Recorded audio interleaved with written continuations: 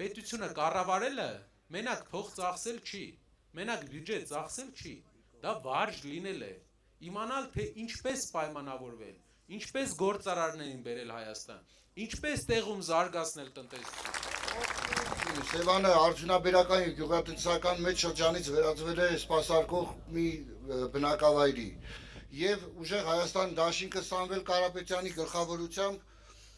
եկել է, որպեսզի բերի այն փոփոխությունները, աշխատատեղերը,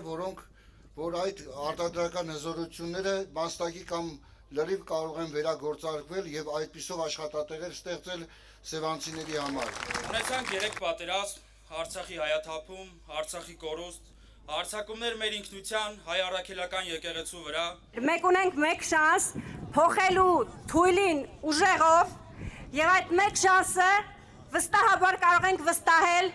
պարոն Կարապետյանին։ Երբ որ լինի ուժեղ ղեկավար, Հայաստանը երբեք Էրմենիստան չի դառնալու, իսկ Վարդենիսը Բասարքեչար չի դառնալու։ Ուժեղ Հայաստանը լինելու է, քվեարկելու ենք համար 3։ Այն, որ ուժեղ Հայաստանը ծայրահեղ աղքատությունը Հայաստանում վերացնելու է, դա Սամվել Կարապետյանի խոստումն է։ Փոփոխությունները գալիս են ուժեղ Հայաստանով, իսկ փոփոխությունների թիվը որն է 3։ Ժողովուրդ ջան, Սամվել Կարապետյանը 300,000 ադրբեջանցիների փոխարեն առաջարկում է հիմնել 300,000 աշխատատեղեր։ Սամվել Կարապետյանը ձեզանից մեկն է, ով իր ամբողջ գիտակցական կյանքի ընթացքում առանց ավել խոսքի, անտրտունջ, աշխատել, արարել, ստեղծել է բարձր արժեք։ Մենք ուղղակի չենք խոսում, փաստերն արդեն իսկ խոսուն են։ Ժամանակն է փոփոխության, ժամանակն է ուժեղ Հայաստանի, ժամանակն է, որ Հայաստանն ունենա ուժեղ վարչապետ։ Այսօր մեր երկրում շատ ընտանիքներ,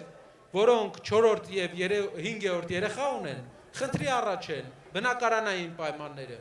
Մենք ունենք ծրագիր 5-րդ երեխայի համար, ստեղծում է հիմնադրամ, գումար է փոխանցվում, որպեսզի այդ հիմնադրամը ամեն 5-րդ երեխա ունեցող ընտանիքի համար բնակարան գնի, անվճար բնակարան։ Ուժեղ